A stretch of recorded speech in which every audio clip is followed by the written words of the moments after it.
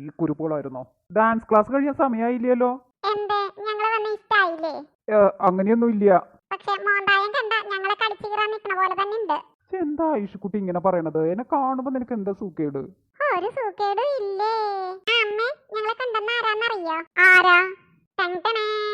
ഈശ്വരയ്യാസു എന്താടി ഞെട്ടി നിക്കണത്? എന്തെങ്കിലും പറഞ്ഞ് കുട്ടികളെ വിളിച്ച് അകത്ത് പോവാം. എനിക്ക് വയ്യ ഇവിടെ ഫേസ് ചെയ്യാൻ. ഐഷു മഞ്ജു ബൂസ്റ്റ് തണുത്ത് പോകൂട്ടാ, അതുകൊണ്ട് പെട്ടെന്ന് വന്ന് കുടിക്കുവാ. പോവാം. യാസുവിന് കഴിക്കാൻ ചോറ് എടുക്കട്ടെ, അല്ല ചായ എടുക്കട്ടെ? അമ്മയ്ക്ക് എന്താ പറ്റിയ? വന്നിരുന്ന് സംസാരിക്കേ. പറ്റില്ല. കഴിഞ്ഞ ദിവസം ബൂസ്റ്റ് തണുത്ത് പോയെന്ന് പറഞ്ഞിട്ട് നീ കുടിച്ചില്ലാലോ, അതുകൊണ്ട് ഇപ്രാവശ്യം കുടിച്ചിട്ടുമേ കാര്യം. വായോ അമ്മേ. ഐഷിനോട് വരാനാ പറഞ്ഞത്. വാ പോവാം. യാസു ഒരു 5 മിനിറ്റ് ഞാൻ ചായ എടുക്കുമ്പോഴേക്കും നീ ഐഷിനോട് സംസാരിക്കേട്ടാ. ഞാൻ പറഞ്ഞതിന് മുമ്പേ മറ്റേ കാര്യം നീ ഡീൽ ചെയ്ത് സോൾവ് ചെയ്തേക്കണം. പറഞ്ഞേക്കാം. വാ കുട്ടികളെ പെട്ടെന്ന് പോവാം. ഇരിക്കാനൊന്നും ക്ഷണിക്കുന്നില്ലേ ഐഷിനെ? ഓ സോറി, വാ ഇരിക്കൂ. എന്തോ ഇവിടെ ചുറ്റിക്കളി ഉണ്ട്, പക്ഷെ എന്താന്ന് അറിയാൻ അമ്മ സമ്മതിക്കണില്ലാലോ. ഐഷു വരണില്ലേ? വരണം. ഞാൻ നല്ല തിരക്കിലാണ്. എന്നാലും ഒരു അത്യാവശ്യ കാര്യം പറയാൻ വേണ്ടി കയറിയേ ഉള്ളൂ. നമ്മുടെ ബിജു അനന്യയും കൂടെ സംസാരിക്കണം. ഞാൻ ഒരു ദിവസം വഴിയിൽ വെച്ച് കണ്ടില്ലേ? അക്കാര്യം ഞാനിവിടെ വന്ന് പറഞ്ഞില്ലേ, അതവരറിഞ്ഞൂടാ. എന്ത് സംസാരിച്ച കാര്യം? ഇത്രയും ചെറിയ ചെക്കന് മറവി രോഗാണോ അതോ നീ പൊട്ടം കളിക്കാണോ? ഞാനൊന്ന് ഓർക്കട്ടെ.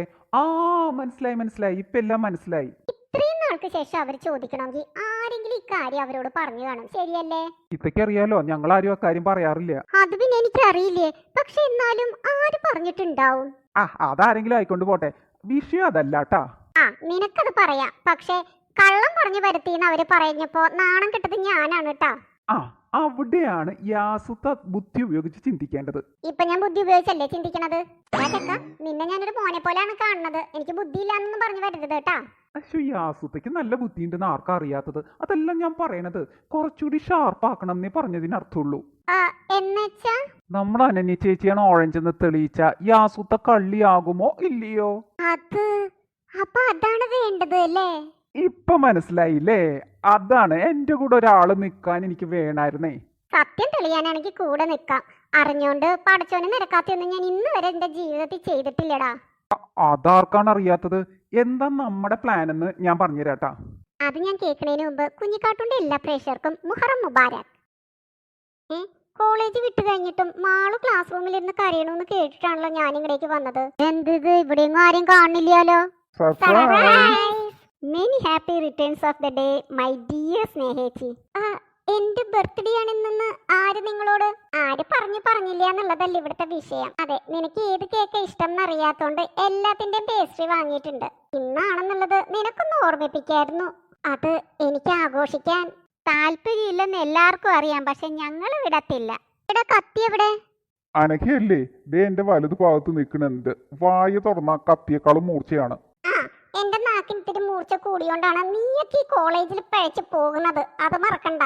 എന്തുവാ പിള്ളേരെ, ഒരു ബർത്ത്ഡേ ആഘോഷിക്കാനല്ലേ വന്ന അന്നേരമാണോ വഴക്കിടുന്നേ? അത് ശരിയാണല്ലോ, കുറച്ച് നിമിഷത്തേക്ക് ഞാൻ മറന്നുട്ടാ. ആ ചോക്ലേറ്റ് പീസ് എനിക്ക് തരണേട്ടാ. ആദ്യം ബർത്ത്ഡേകൾ ഇഷ്ടമുള്ള എടുത്ത് തിന്നട്ടെ. ഇതാരാ നിങ്ങളോട് പറഞ്ഞേന്ന് പറയാണ്ട് ഞാൻ ഇതിൽ തൊടില്ല. എന്റെ അടുത്ത് പറഞ്ഞ ഇഷാന്റെ അടുത്ത് ആരാ പറഞ്ഞേന്ന് അറിയത്തില്ല. അന്നു. എന്നിട്ട് അവരെ രണ്ടുപേരും കാണില്ലാലോ. നാളെ മുഹറത്തിന്റെ അവധിയല്ലേ? ഇഷാന്റെ വീട്ടുകാരെല്ലാം നാട്ടിൽ പോയി, കൂടെ അവരും. അല്ലെങ്കിൽ ചിലപ്പോ അന്നൂടെ കണ്ടേനെ അല്ലേ മാളു? താങ്ക്സ് മാളു. എന്റെ ജീവിതത്തില് ഞാൻ ഇത്രയും നല്ല പേസ്ട്രീസ് കഴിച്ചിട്ടില്ല. എന്നാ ഞങ്ങൾ ഇറങ്ങുവാണേ. ഓക്കെ. പിന്നെ ഇന്നാ ബർത്ത്ഡേ എന്ന് അറിഞ്ഞത്, അതുകൊണ്ട് ഗിഫ്റ്റ് ഒന്നും വാങ്ങിക്കാൻ പറ്റിയില്ല. നാളെ തരാവേ. എന്തിന്? ഇത് തന്നെ ഞാൻ പ്രതീക്ഷിക്കാത്ത ഒന്നായിരുന്നു. Thank you so much. Party തരാതിരിക്കാനുള്ള മടിയാണെന്ന് തോന്നുന്നു. അതൊന്നും അല്ല, അശ്വിന്റെ കാരണവാ. അപ്പൊ അന്നൂനും ഇഷാനും ഇത്തരം കുസൃതികളൊക്കെ കയ്യിലുണ്ടായിരുന്നു അല്ലേ? അന്നനെ കണ്ടിട്ട് വിശ്വസിക്കാൻ കൊള്ളാവുന്ന ഇനമായിട്ടൊക്കെ തോന്നുന്നു. അല്ല, ആണെങ്കിലും അല്ലെങ്കിലും എനിക്കെന്താണ്? ചൂടുവെള്ളത്തിൽ ചാടിയതല്ലേ, ഇനി സഹിക്കാനുള്ള കപ്പാസിറ്റി ഇല്ല. ഇത് പറയുമ്പോ എനിക്കറിയില്ല ഭാവിയിൽ അന്നു എന്റെ ഉറ്റ ചങ്ങാതിയായിട്ട് മാറുന്നു. ഇനിയുള്ളത് അടുത്ത എപ്പിസോഡിൽ.